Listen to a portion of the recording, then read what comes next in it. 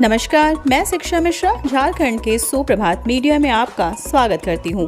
दोस्तों, झारखंड के तमाम छोटी बड़ी खबरों को जानने के लिए हमारे चैनल को सब्सक्राइब करें और साथ ही कमेंट सेक्शन में ज़रूर बताएं कि आप झारखंड के किस जिले से हमारे न्यूज़ को देख रहे हैं। तो चलिए शुरू करते हैं खबर को, जानते हैं आज के मुख्य समाचार। झारखंड के 10 लाख किसानों पर मेहरबान हुई हेमंत सरकार, बांटा 400 करोड़ का केसीसी लोन। झारखंड की हेमंत सोरेन सरकार ने 10 लाख किसानों को केसीसी का लोन देने का लक्ष्य निर्धारित किया है। इस लक्ष्य को हासिल करने के लिहाज से लातेहार स्टेडियम में बिरसा किसान सम्मान समारोह का आयोजन किया गया। इस मौके पर राज्य के मुख्यमंत्री हेमंत सोरेन ने गढ़वा, पलामू और लातेहार के किसानों के बीच केसीसी लोन का वितरण किया। इन 3 जिलों में 52,000 किसानों के बीच केसीसी लोन वितरण की घोषणा की गई, जबकि राज्य के 250 प्रखंड में गुरुवार के दिन केसीसी वितरण को लेकर मेगा कैंप लगाया गया, जिसमें 400 करोड़ रुपए का केसीसी लोन किसानों के बीच वितरण किया गया। झारखंड सरकार ने यूके में उच्च शिक्षा को लेकर छात्रवृत्ति योजना में किया बड़ा बदलाव, अब आप भी उठाइए लाभ।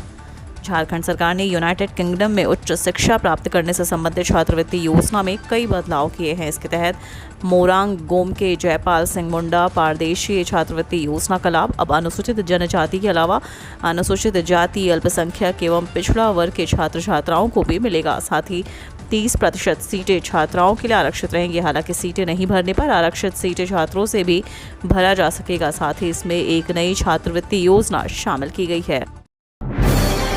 कोरोना की वजह से लगा था ब्रेक, 2 साल बाद देवघर में फिर से लगेगा विश्व प्रसिद्ध श्रावणी मेला। 2 साल के लंबे अंतराल के बाद झारखंड के देवघर में इस बार फिर से सावन मेला लगेगा। बाबा नगरी देवघर में इस बार श्रद्धालु भगवान शंकर का दर्शन और जलाभिषेक कर सकेंगे। श्रावणी मेला की तैयारियों को लेकर देवघर समाहरणालय में समीक्षात्मक बैठक की गई। इस बैठक की अध्यक्षता देवघर डीसी मंजुनाथ भजंत्री ने की। बैठक के बाद देवघर डीसी ने कहा कि श्रावणी मेला की तैयारियों को लेकर यह बैठक की गई थी। सभी विभागों को दिए गए कार्यों की समीक्षा की गई और समय रहते सभी कार्य पूरा करने के निर्देश दिए गए।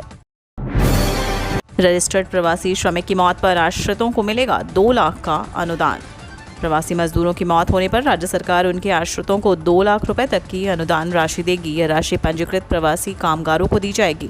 जो पंजीकृत नहीं है उनके आश्रितों को 1.50 लाख रुपए की सहायता दी जाएगी। इसमें पार्थिव शरीर को घर तक लाने का खर्च भी शामिल होगा। इसके लिए जिलों में 10 लाख रुपए का कोष भी गठित किया जाएगा। शांतिपूर्ण संपन्न हुआ मांडर विधानसभा उपचुनाव, 60% से अधिक हुई वोटिंग।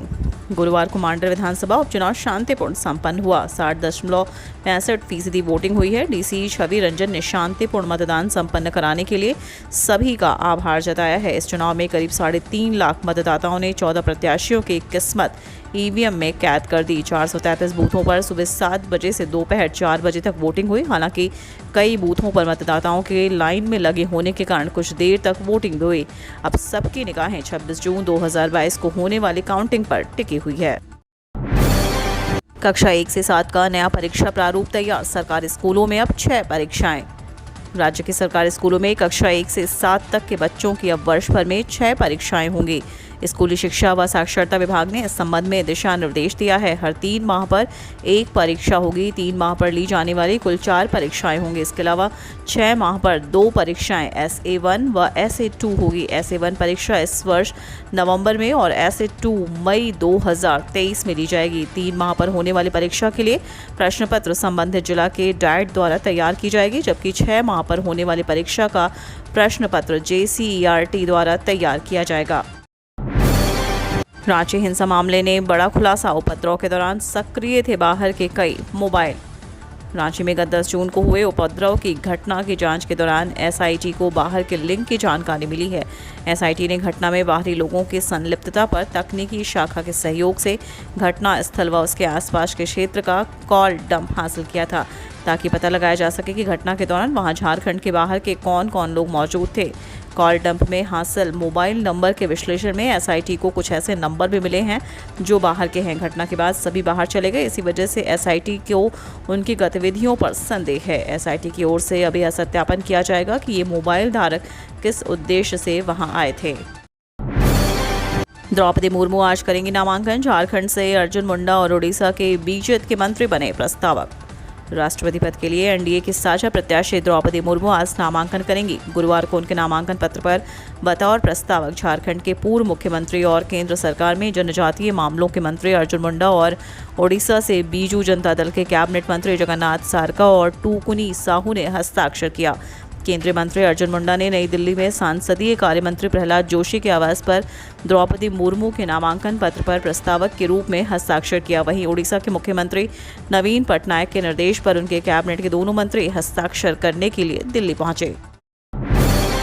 नहीं थम रहा JBVNL का कॉल और फर्जी मैसेज का सिलसिला।